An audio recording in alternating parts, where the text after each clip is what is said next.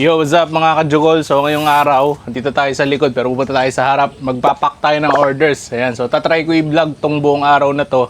Ayan, dito sa Jugol's Fish Hub. Simulan natin dito sa backyard setup natin. So wala naman na bago since dun sa last ko na video. Ang nabago lang, yun. Tinaas ko na yan doon, pero hindi pa yan permanent dyan. Tapos meron tayo nito. Plastic lang yan. Ayan, so para yung ulan, hindi na bababa dun sa mga tabs natin kahit medyo, ayan, naka-edge na sila. So yun lang naman. So ngayon, ang gagawin na natin, kukunin na natin yung mga isda for shipping. Ayan, teka. Ayan. Ito, kunin na natin yung mga isda for shipping. Meron kasi tayo ditong, teka lang, maingay ah. Ayan, meron kasi dito, ayan, dito ko nilalagay yung mga for shipping na isda, male, female. So, female sa baba, male sa taas. Ayan, teka. So, huliin ko lang, tapos pupunta tayo sa kabila. Nahuli na natin guys, yung mga isda natin na i-ship. Ayan, ito mga babae lang to eh. Ayan, tara, pupunta tayo sa kabila. So, kanina umaga, meron na din tayo naging customer. Ayan, pumunta dito si Sir. Kumuha siya sa atin ng red eye na PKBM. Ayan, so nakaalis na din siya, maaga lang.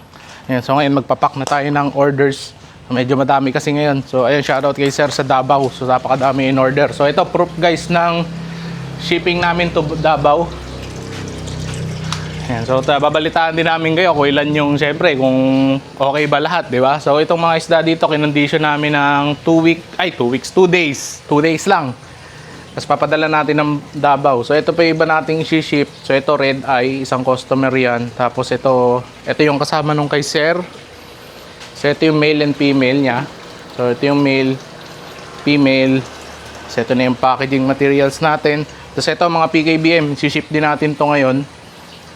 Ayan, ayan mga flare. So ito ay papunta ng Laguna. At saka, saan to? Nueva Ecija. Ayan, so dalawa yata yung package natin Nueva Ecija ngayon. So ito yung isang Nueva Ecija. Red eye naman. Ayan. Ayan, so mag-start na tayo mag-package. Okay, tutulungan tayo ni Kajugols. Kajugols! Ayan, so bilhin na kayo ng isda namin para meron kaming panggatas. Panggatas ng baby. Ayan, so bilhin na kayo ng isda para sa next generation ng mga Jugols. Ayan. So, update ko na rin kayo. So, bago tayo magsimula dun sa ano natin, sa packaging, ito. Ayan, so meron tayong mga tawag dito, lartail. Ito, lartail guys. Oh. Gaganda niyan, no? Batang bata, boy. Ayan. Di ko inaasahan, gaganda sila guys. Ito kasi yung batch na yung mukhang madadark. Tapos ayan, kapag lumaki sila, yan yung proof na nagiging, nagmamolt pa sila. Ayan. So ito naman, mga GBT at saka GBT marble. Iba nga, tawag dun sa iba dito, GBT redhead eh. So lahat na lang redhead ngayon. Ayan. Yung alam mo, yung pula na gold, tapos may redhead pa din. Ayan. Ayan, hindi ko alam eh. Nabasa ko lang dun sa Molly group. Anyways. Ayan, so ito mga lartail, susunod na batch. Ito rin, ito bata pa to eh. So i-gender pa to. Yan ito mga males, ito yung for shipping natin. And then dito guys, sa show natin na tank. So GBT pa rin available, dark choco veil, GPT, red eye, GBT veil, and then PKBM. Ayan, so ang dami natin isda dito ngayon, lalo PKBM na lartail. Ayan, meron pa tayong batch dyan. Then round tail sa baba, round tail natin guys, sobrang ganda ng quality. Ayan, then ito veil tail din. Ayan, so meron pa tayong mga trio dyan. Pakita ko sa inyo yung natin PKBM. Teka, so maganda show tank. Ayan. So ang ganda nga pala ng bago natin show tank oh. So kung gusto niyo nito, meron ako yung link niyan sa Shopee. So comment lang kayo sa baba, tapos mabibili niyo yung ganyan oh. Tapos tuturuan ko yung paano gawin to. Ayan, galing. Galingan lang din ako, hindi ko alam na gaganda siya ng ganun eh.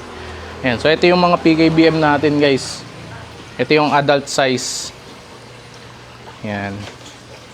Kinuha ko to kanina eh, para kay Sir yung bumusita dito. Ayan, shoutout sa'yo Sir. Ayan, pero red eye kasi yung kinuha ni Sir. Ayan. Ito yung mga female natin na PKBM breeders. Ito nyo naman guys. Yung isa dito, black eye guys. Pero maganda kasi yung katawan niya. Kaya sinama ko siya dito. Pero nakita nyo ba yung iba? Ayan o. Goods yan boy. Goods na goods yan o. Ayan, white eye pa nga tong isa oh. Oh. Armored pa tong isa. Ay, hindi siya armored pareho. Crystal yung kabila.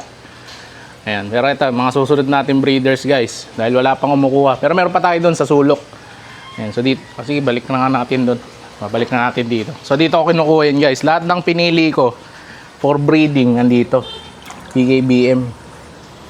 Ayan. So magagandang klase yan. Lahat na nandyan. So ito yung male niya naka-partner. Tapos yung mga pinili ko na male nandito. Ayan. Mga pang-groom.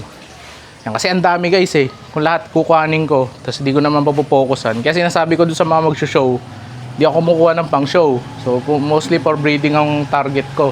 Kung gusto nyo mag-show, ayan, nandito, same price, punta na lang kayo. Pero hindi ko kayo pipili. Ayan, kayo mamili. Siyempre naman guys, hindi pa natin kakalimutan yung deep blue brine shrimp natin. So ayan yung ginagamit natin na BBS ngayon. So dalawa lang yung BBS ko ngayon kasi chubby na yung pinapakain natin ngayon sa fry.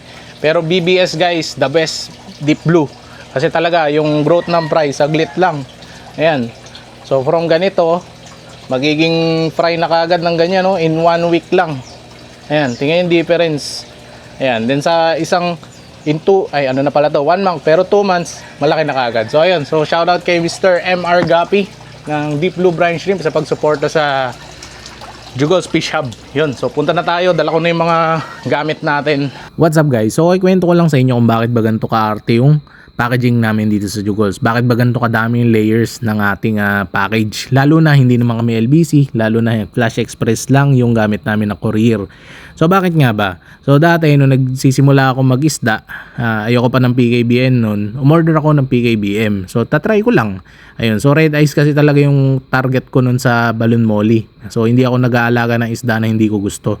Pero yun, nainganyo ako sa itry ko kaya na mag PKBM. So yun, order ako. Ngayon, umorder ako, pinadala dito, dumating doon sa LBC Pulilan, sa SM Center Pulilan.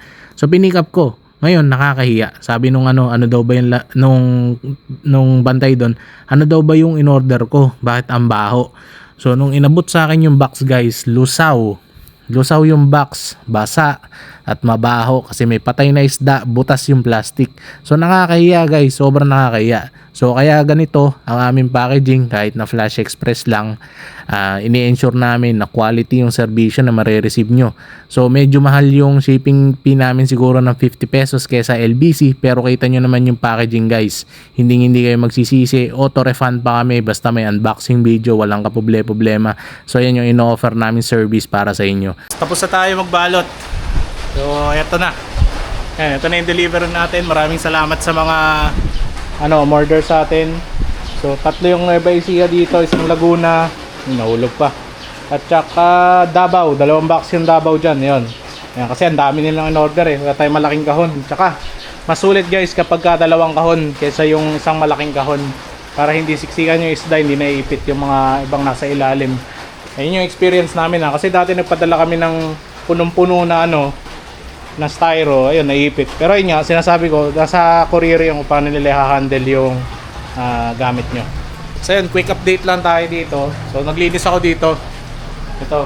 So, mumove ko tong mga gamit na to dito para yung rack natin na bago dito mapupunta. Ayun yung gawa ni Boss CJ.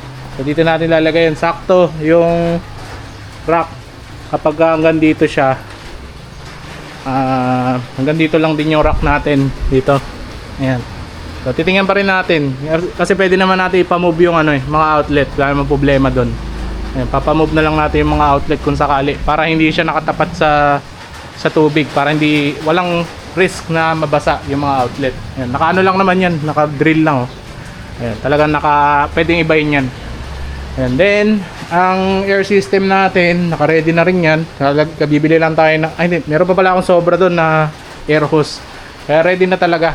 Pipick upin na lang natin yung yung mga tank natin doon kay Ella Cruz sa Bustos. So siguro try ko this weekend.